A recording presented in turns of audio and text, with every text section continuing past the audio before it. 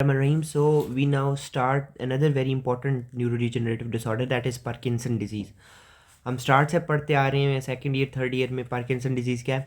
Parkinson disease जो है ये एक प्रोग्रेसिव न्यूरो डिजनरेटिव डिसऑर्डर है जिसके अंदर क्या होता है, मूवमेंट स्लो होती हैं, कम होती हैं, हाइपोकाइनेटिक मूवमेंट्स होती हैं, ठीक है। बिकॉज कि जो हमारे पास सब्सटेंशिया नाइग्रा होता है उसके अंदर डोपामिनर्जिक न्यूरॉन्स होते हैं, ठीक है, वो लॉस हो जाते हैं। मुझे इसकी डिटेल बताने की आपको ज़रूरत नहीं है। बेसल गैंगली होता है बेसिकली, उसके अंदर एक सब्सटेंशिया नेग्रा होता है, ठीक है, उसके अंदर डोपामीन के रिसेप्टर आके लग रहे होते हैं और वो डोपामीन रिलीज़ कर रहे होते हैं, ठीक है। तो वो डोपामिनर्जिक न्यूरॉन्स जो होते हैं वो लॉस हो जाते हैं, सिंपल, ठीक है।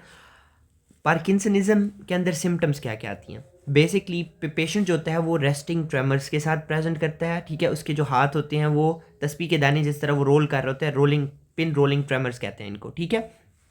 सेकेंडली इसके अंदर क्या होता है, पेशेंट का फेस जो होता है वो मास्क्ड होता है, ठीक है, एक्सप्रेशन लेस होता है, स्टूप पोस्चर होता है, आगे की तरफ झुका हुआ होता है, बहुत शॉर्ट स्टेप्स लेता है, उसकी जो शॉर्ट शफलिंग गेट होता है, ठीक है, बहुत छोटे छोटे स्टेप्स लेता है। सेकेंडली उसके अंदर क्या होता है कि उसका ट्रंक जो होता है वो फॉरवर्ड को टिल्ट हुआ होता है, ठीक है। और ऑब्वियसली जो ट्रेमर्स होते हैं वो किसी काम करने में ख़त्म हो जाते हैं, that's why they are called as resting tremors, ठीक है। ये तो मैंने आपको बता दिया कि इसके क्लिनिकल फीचर्स क्या हैं। अब पैथोजेनेसिस क्या है? पैथोजेनेसिस मेनली इसकी क्या है कि सब्सटेंशिया नाइग्रा के अंदर ही कोई प्रॉब्लम है, ठीक है। न्यूरॉन्स जो होंगे वो लॉस हो गए हैं, जिन्होंने डोपामीन आके रिलीज़ करना था वो लॉस हो गए हैं, या फिर वहाँ पे माइटोकॉन्ड्रिया के अंदर कोई अबनॉर्मेलिटी है जिसकी वजह से न्यूरॉन लॉस हो रहे हैं, या फिर कोई ऐसे प्रोटीन्स वहाँ पे एग्रीगेट हो रहे हैं जो कि नॉर्मल नहीं है, ठीक है, जिनको वहाँ से ऑटोफेगी होनी चाहिए थी, जिनको ख़त्म कर देना चाहिए था और वो एग्रीगेट हो रहे हैं। तो मतलब कोई ऐसा प्रोसेस जिसने ऑटोफेगी के अंदर म्यूटेशन की जिसकी वजह से प्रोटीन्स एग्रीगेट होने शुरू हो गए हैं, तो that could also lead to parkinsonism. तो पार्किंसन डिजीज़ में मेनली आपने याद करना है कि पैथोजेनेसिस की क्या है, सब्सटेंशिया नाइग्रा के अंदर डोपामिनर्जिक जो न्यूरॉन्स या रिलीजिंग न्यूरॉन्स होते हैं उनकी एट्रोफी हो गई या वो डिजनरेट हो गए हैं, ठीक है, due to defects in autophagy, या फिर लाइसोसोमल डिग्रेडेशन हो गई उनकी, या फिर माइटोकॉन्ड्रिया के अंदर उन न्यूरॉन्स की माइटोकॉन्ड्रिया के अंदर कोई एबनॉर्मेलिटी थी, ठीक है। अब ऐसा होने से क्या होगा, अब प्रोटीन्स एग्रीगेट होंगे। कौन से प्रोटीन्स एग्रीगेट होंगे? वही जो वहाँ पे एक्यूमुलेट हो रहे हैं, ठीक है। एक प्रोटीन होता है जिसे हम कहते हैं अल्फा साइन्यूक्लिन प्रोटीन, ये एग्रीगेट होने शुरू हो जाता है और उसकी वजह से क्या बनती हैं, लेवी बॉडीज़ बनती हैं। ये आपको एमसीक्यूज़ के लिए याद रखना है, पार्किंसन के अंदर से लेवी बॉडीज़ जो होती हैं ये करेक्टरिस्टिक हैं, ठीक है। तो मेन पैथोजेनेसिस क्या है, सब्सटेंशिया नाइग्रा के अंदर न्यूरॉन्स का लॉस हुआ या डिजनरेट हुए। क्यों हुए? कोई माइटोकॉन्ड्रियल एबनॉर्मेलिटी थी, या फिर कोई abnormal proteins alpha nucleon protein की एग्रीगेट्स होने शुरू हो गई, जिनको नॉर्मली क्या होना चाहिए था, ऑटोफेगी हो जानी चाहिए थी, उनको बॉडी को सेल्स को खा लेना चाहिए था, but somehow they still प्रेजेस्ट और उन्होंने क्या बना दी, लेवी बॉडीज बना दी, ठीक है।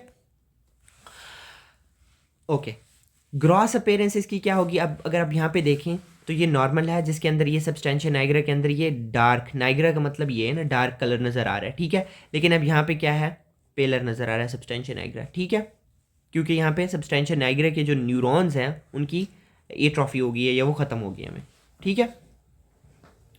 ओके, दूसरी माइक्रोस्कोपी पे इसके अंदर क्या मिलेंगी, लेवी बॉडीज़ मिलेंगी। अब लेवी बॉडीज़ क्या होती हैं, यहाँ पे देखें, ये साइटोप्लाज्मिक इंक्लूजन बॉडीज़ होती हैं, साइटोप्लाज्म के अंदर आपको नज़र आ रही हैं, ठीक है, ये साइटोप्लाज्म के अंदर है। ईओसिनोफिलिक हैं, सिंगल हो सकती हैं या मल्टीपल हो सकती हैं, ठीक है, सिंगल भी हो सकती हैं, मल्टीपल भी हो सकती हैं, राउंड भी हो सकती हैं, एलोंगेटेड भी हो सकती हैं, ठीक है। यहाँ पे तो ये राउंड नज़र आ रही है लेकिन ये एलोंगेटेड भी हो सकती है, ठीक है।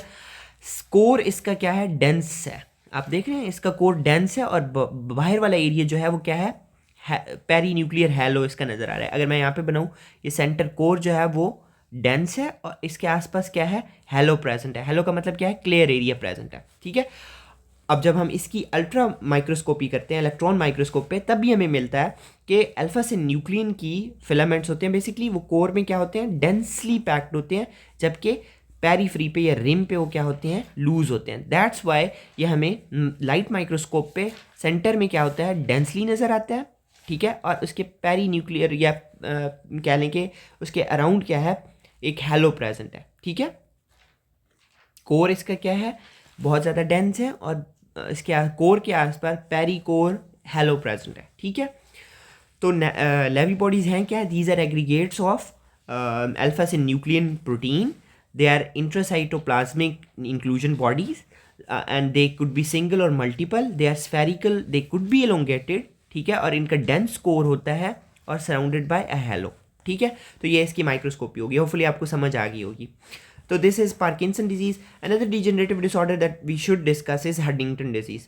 अब हंटिंगटन डिजीज के अंदर क्या होता है, जैसे कि पार्किंसन के अंदर हाइपोकाइनेटिक मूवमेंट्स हैं, हंटिंगटन डिजीज के अंदर हाइपर काइनेटिक मूवमेंट्स होती हैं, ठीक है। इसके अंदर क्या होता है, मूवमेंट एबनॉर्मल इनवॉलेंट्री होती हैं एंड दे आर मतलब हाइपर काइनेटिक, ज़्यादा मूवमेंट्स होती हैं, ठीक है, जर्की मूवमेंट्स होती हैं, ठीक है, स्पेशली एक्सट्रीमिटीज़ के अंदर।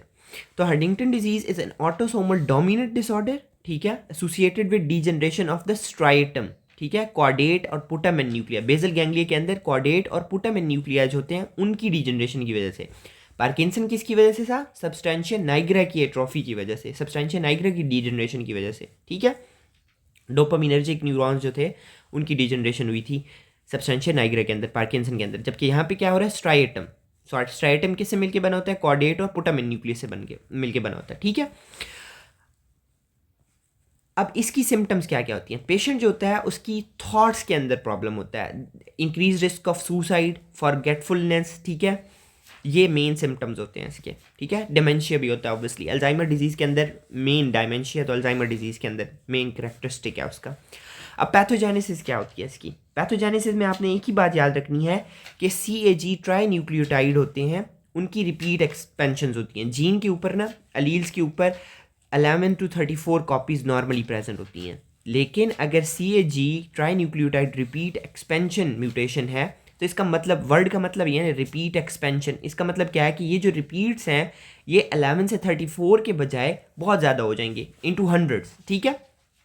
तो इसकी वजह से क्या होगा, हमारे पास जो प्रोटीन्स होंगे वो ज़्यादा बनेंगे, वो एग्रीगेट होंगे, ठीक है, इंट्रान्यूक्लियर इंक्लूजन बॉडीज़ बनेगी और इसके अंदर इस वजह से हाइपर काइनेटिक जर्की मूवमेंट्स होती हैं, ठीक है। तो CAG tri nucleotide repeat expansion, ये आपको याद रखना है, बस एक वर्ड याद कर लें, ये इसकी पैथोजेनेसिस है, ठीक है।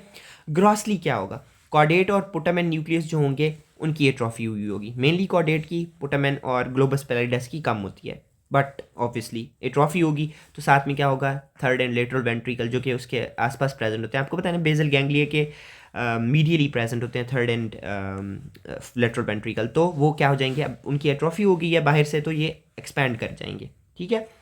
माइक्रोस्कोपी पे और भी कोई ख़ास नज़र नहीं आता, मेनली यही है कि न्यूरॉन्स होते हैं वो एट्रोफी हुई होती है उनकी स्ट्राइटम, और उनके आसपास क्या होता है, ग्लायोसिस हुआ होता है, ग्लायल सेल्स होते हैं वो बहुत ज़्यादा हाइपर प्लेजिया हुआ होता है उनका, ठीक है।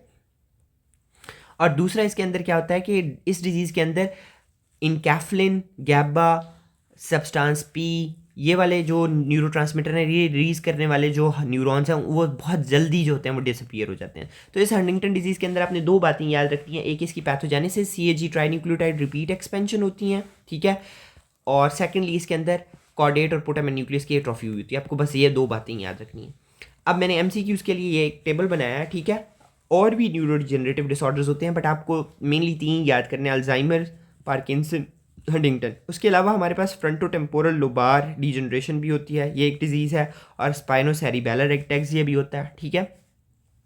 तो ये डिजीज़ हैं, इनको आपने सिर्फ देख लेना है, ठीक है। अब आपको मैंने ऑलरेडी बता दिया, अल्जाइमर डिजीज़ के अंदर अमाइलॉइड बीटा प्लेक्स होते हैं और टाउ प्रोटीन न्यूरोफिब्रिल टैंगल्स होते हैं, ठीक है। पार्किंसन के अंदर अल्फा सिन्यूक्लियन और टाउ प्रोटीन के एग्रीगेट्स होते हैं, ठीक है। हंटिंगटन के अंदर हंटिंगटन रिपीट एक्सपेंशन, मैंने जो आपको बताया CAG tri nucleotide repeat expansion, यही प्रोटीन्स होते हैं वो एग्रीगेट हुए होते हैं, ठीक है। और बाकी के अंदर आप देख लें, जैसे हंटिंगटन डिजीज़ हमने कर ली, फ्रंटो टेम्पोरल लोबार डिजनरेशन, इसके अंदर टाओ TDP43 ये होती हैं, ठीक है। और स्पाइनोसेरिबेलर एटेक्सिया ये डिजीज़ होती है, ये सेरिबेलम के साथ, सेरिबेलम के अंदर जो न्यूरॉन्स होते हैं उनकी डिजनरेशन होती है, जिसकी वजह से जो नॉर्मल पोस्चर है वो मेंटेन करना मुश्किल हो जाता है, सीधा खड़ा होना मुश्किल हो जाता है, स्ट्रेट वॉक मुश्किल हो जाती है, इनकोऑर्डिनेशन हो जाती है, जो आपका एक्सियल स्केलेटन होता है, ठीक है। उसकी वजह से क्या होता है, उसके अंदर जो प्रोटीन एग्रीगेट्स हैं बहुत सारे होते हैं, इसके अंदर भी पॉलीग्लूटामीन रिपीट एक्सपेंशन होती हैं, ठीक है। बट ये आपको MCQs के लिए जस्ट देख लेनी है, होपफुली आपको समझ आ गई होगी। न्यूरोडिजेनरेटिव डिसऑर्डर, इस तरह हमारा CNS ख़त्म होता है, होपफुली आपको समझ आया होगा। Try my best, thank you very much.